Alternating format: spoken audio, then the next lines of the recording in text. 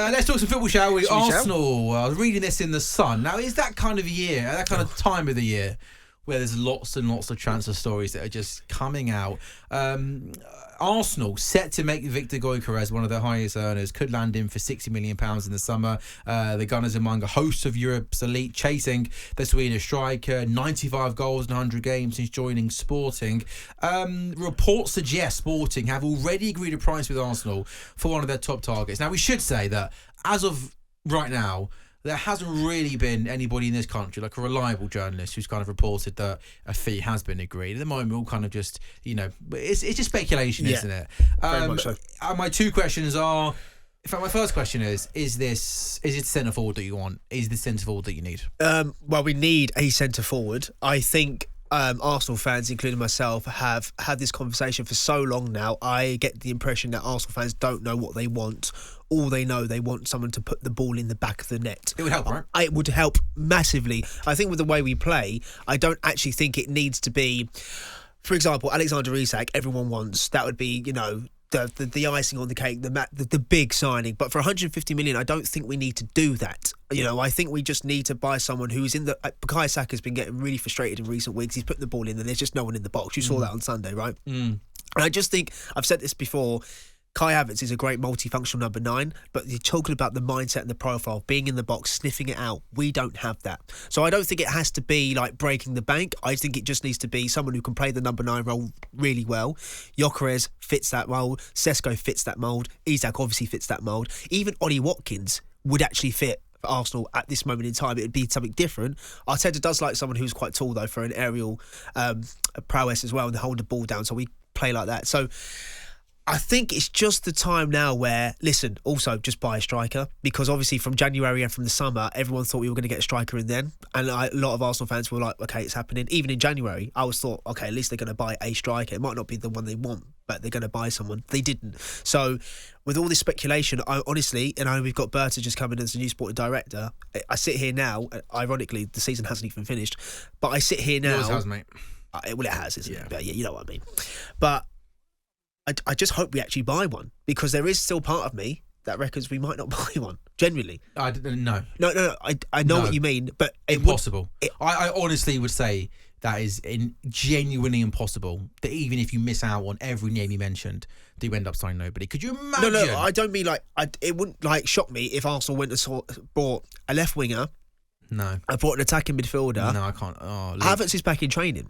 I know, but I know. I'm not saying this is what I want, but I just want it until it's signed, dotted, and it's confirmation. I cannot imagine any sort of scenario, no matter whether every name you mentioned there you can't get over the line, that no centre forward comes in. I say that's genuinely impossible. It should be. It will be. It has to be. But could you imagine the uproar if the window closed and you haven't got a number 9 in? I genuinely wouldn't know what to think.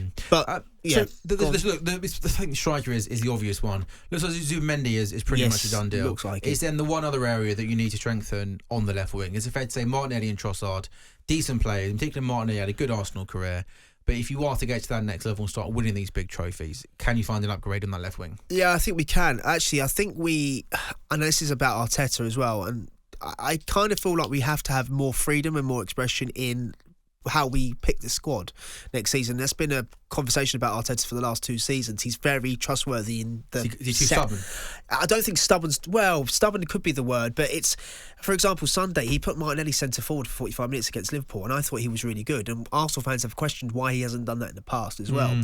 And you look at Bukayo Saka in recent weeks, he's been coming and playing more centrally as well, picking up off the right-hand side, because, every time he plays over there, it's like 3 people marking him. So what can you do? So he's now moving in.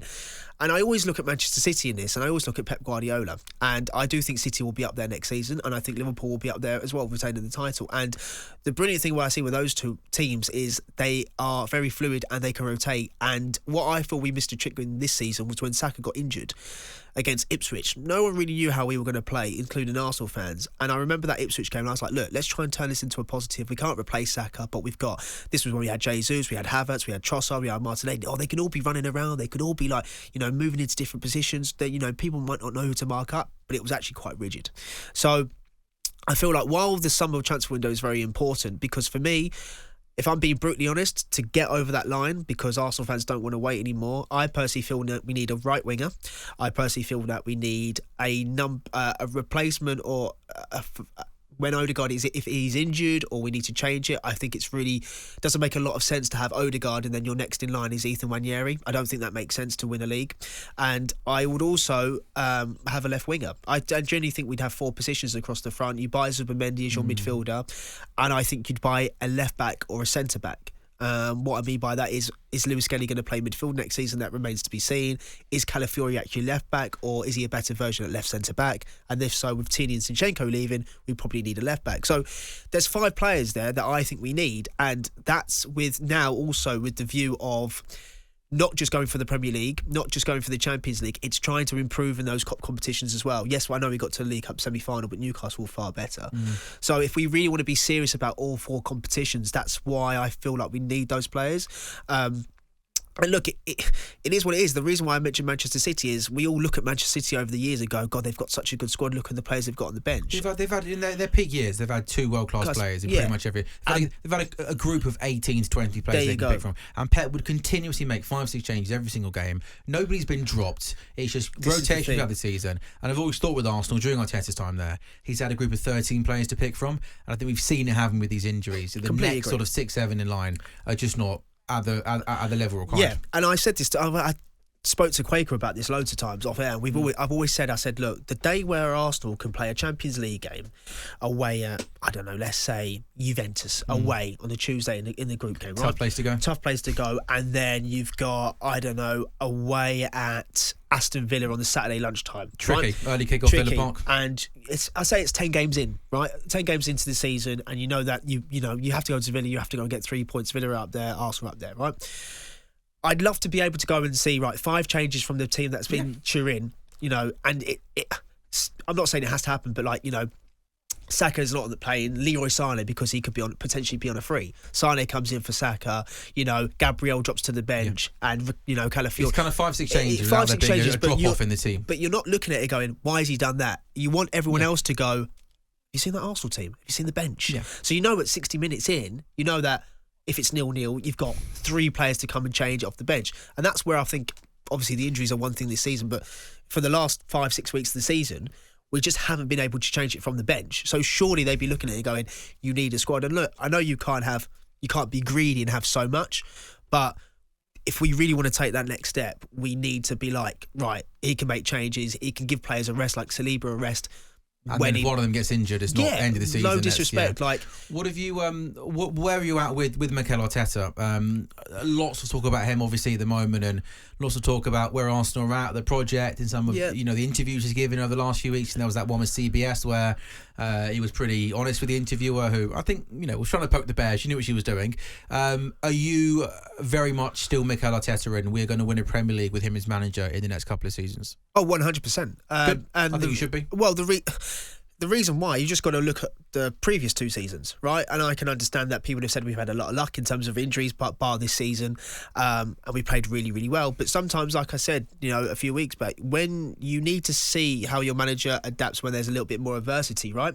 And if you're going to paint the picture to me as this season being terrible and being awful, then that shows me the standards that we've now set, and that's going to be potentially second and a Champions League semi-final and a League Cup semi-final. Now, don't get me wrong, when I say that, I'm not saying it's good and it's a positive. I'm looking at it in the overall picture of what we've done this season with all the injuries, with the poor recruitment or the lack of recruitment. You can have your conversation whether that's Arteta or the owner's fault. I know what I think it is. So to have all of that and to still be second, and obviously been nowhere near the title, Liverpool have obviously completely deserved it. We haven't really been much in the title race, really hasn't felt like it.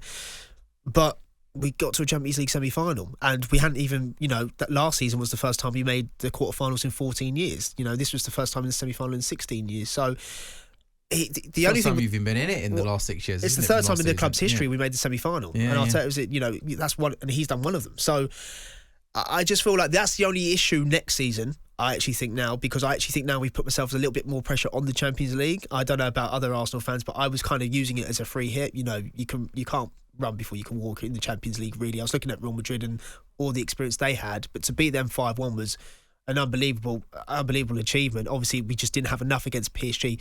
I'd like to have changed it off the bench, but again, we didn't have enough.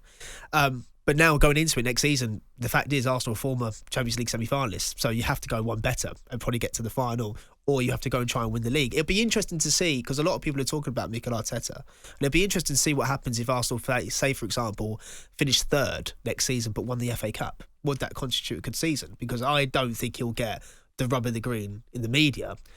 I'm not saying he should. I think it's just a league campaign though, where I think you've seen progression, you've come close to winning the league, and I think But then I still don't think there is. Whilst I'm hearing lots of people questioning Arteta, I'm still yet to hear anybody come up with another option, another manager that's realistically out there that Arsenal could get that I think is better suited to taking Arsenal forward. Very briefly, Luke, last word. Yeah, I just think it's context though. I mean, I can understand if we had every player fit, we had the lack of recruitment that we've had this season, and we were 15 points behind Liverpool. You'd be asking yourself, what's gone wrong in the league? But there's quite an obvious problem there, and you're looking at the bench and it's full of kids. You're like, okay, give him the benefit of the doubt. Obviously, we've literally brought one striker in 7 seasons, so give him the tools that he needs to go forward, and then we can really judge him then, because then it will be completely, the whole thing about building the whole team will be complete, and then you can really judge him next season, and it's going to be tougher. It's like going in a driving test. Yeah. The more times you fail, it's harder to pass. To be fair, I passed my driving test second time. Did you? It took me. I passed theory, failed 4 times. See, theory 5 times. That is. If there was ever a time, producer Jeremy,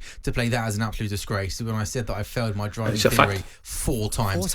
Luke, I would love to talk Arsenal with you all afternoon. I would love to talk to you. It's good fun, but we've got a break. Luke, you're a top man. Good to see you. Good work. Congratulations on the title as well. Thank you.